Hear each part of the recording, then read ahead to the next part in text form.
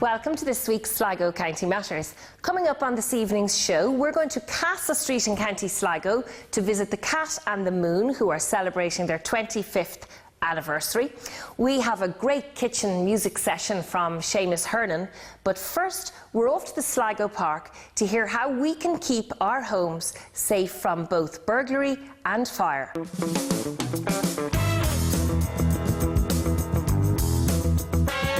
Jason, at the moment, what's available to keep us safer in our homes? What I recommend, Claire, for a house, for any home, is an intruder alarm.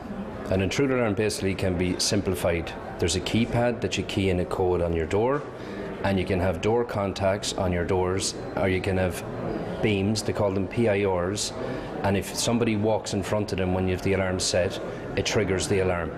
And the alarm then rings? The alarm then rings. It can wake up the person that might be in the house, or it might alert the next door neighbour.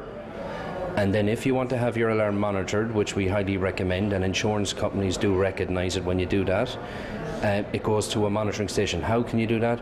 Basically what it is if you have a phone line in the house, you connect the phone line to the intruder alarm, and then the intruder alarm rings out, just like calling a number. It calls a number to the monitoring station, and the guys see your details on the screen, and they contact the key holders, or they will contact the Gardai if it's needed. So there are loads of things you can get now: CCTV cameras, you can get all sorts of locks, you have remote control alarms setting things and everything, but you recommend that most people who would feel much safer if they have just an alarm, and they can build on it then after that, the whole security system for their homes.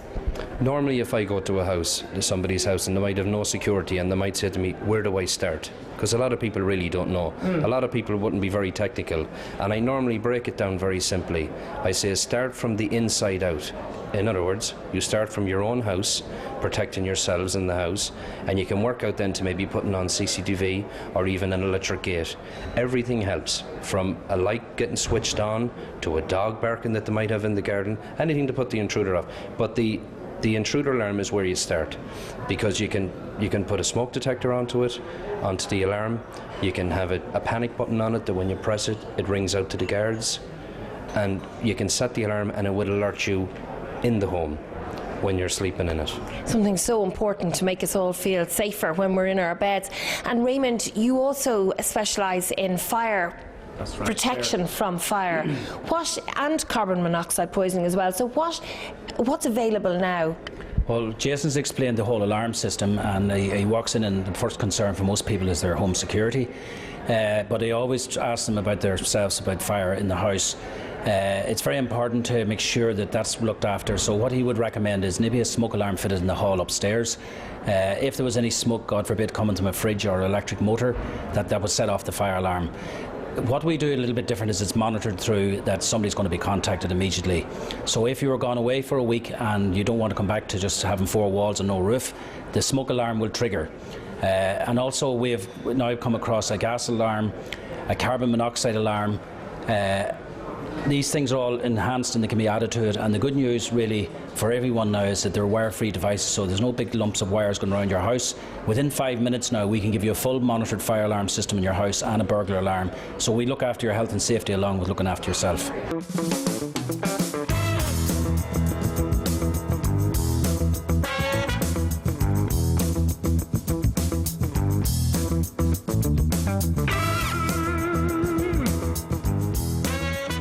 Tom, the advice that the fire service give us is to have some tools in our home to protect us from fire, starting with the smoke detector. How important are they? A smoke detector is vitally important in the event of a fire in your house. It'll alert you to smoke within 45 minutes of it picking up that smoke, which will then give you that time, once you've heard it, to make a safe way out of the house.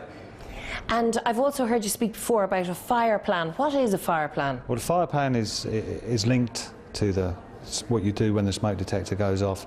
It's about organising a safe route out of the house that you memorise, and you know how to get out of the house safely. So as a family, everybody should sit down and actually say, right, if the smoke detector goes off in the middle of the night, this is what you have to do. Yeah, Obviously those plans could change depending on what kind of fire situation you're faced with, but generally the smoke detector will pick up early sign of fire, so it will give you time to make a safe exit from the house. If it's simple things like you've got your doors closed at night, it's a simple thing of checking the handle on the door to make sure it's not hot. If it's not hot, then you can open that door and make your way as a pre-planned route out of the house.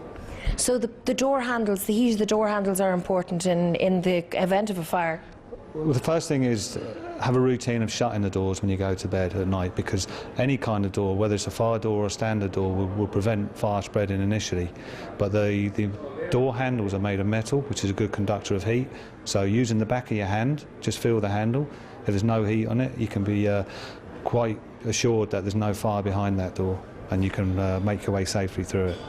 So we need to get our smoke detectors and not let the battery run out or take the battery out when they're beeping and annoying. So we need to keep our smoke detectors up to date, and we need to do a fire plan.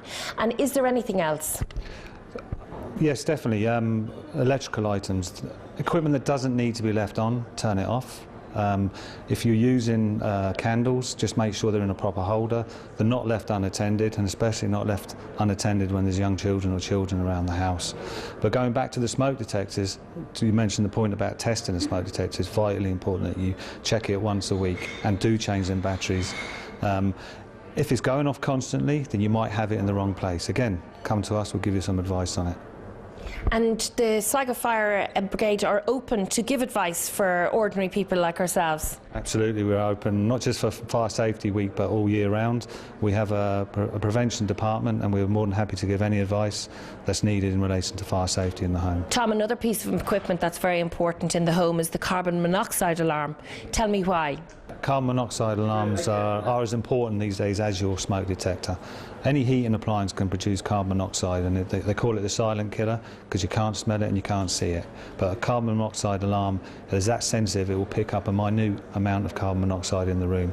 If you have a carbon monoxide alarm and it does go off, first thing you need to do is ventilate the room.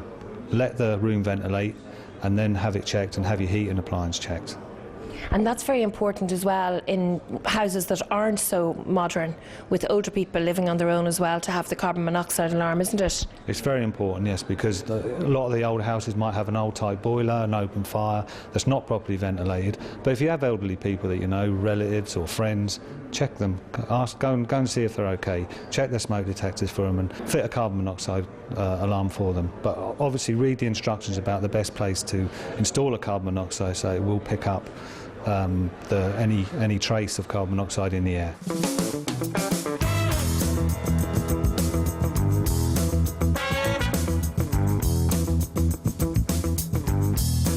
Sergeant Fox, you're the crime prevention officer for the Sligo Leitrim area. What's the crime rate like in this area? Well, Claire, we're very lucky in this part of the country that crime rates are relatively low by comparison to other parts of the country. There are probably a number of reasons for that, but if you look at the stats on the Central Statistics Office, you'll see that we're averaging about 350 burglaries a year. Some of those are burglaries of vacant houses. Other parts of the country would have burglaries into maybe 1,000 burglaries in a year. So when you read what's happening in the media and you see what's happening on television and you compare it to what's happening here, we're doing very well overall.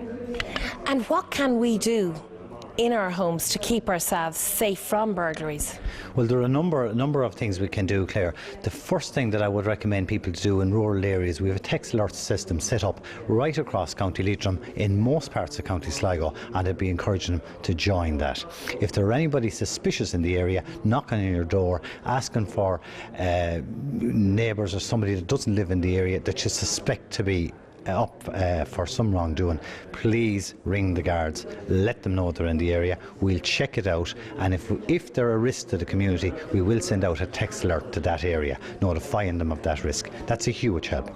In terms of what we're at here today, an exhibition on security, there's no doubt about it. If you take measures to secure your house, you're much less likely to be broken into.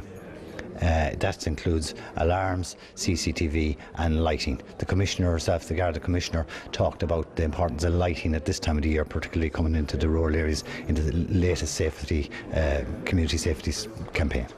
Well, because burglars don't like to be exposed. So even cutting your hedges and keeping your house sort of open puts them off, doesn't it? Yes, there's natural surveillance around the house, and it's that you're up and down the road and you're just keeping an eye on your neighbour's house as you're passing.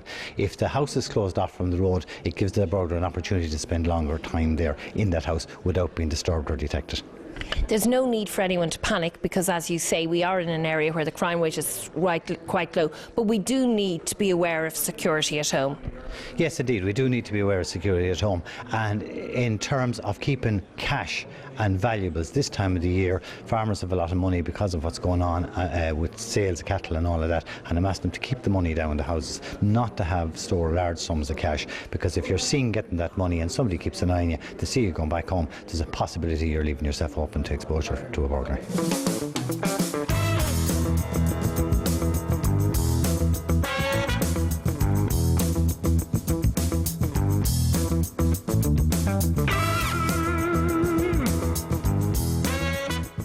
We have to take a break now, but don't go away, because coming up after the break we're going to Castle Street in County Sligo to the Cat and the Moon, who are celebrating 25 years in business. We also have a great kitchen session with the musician Seamus Hernan.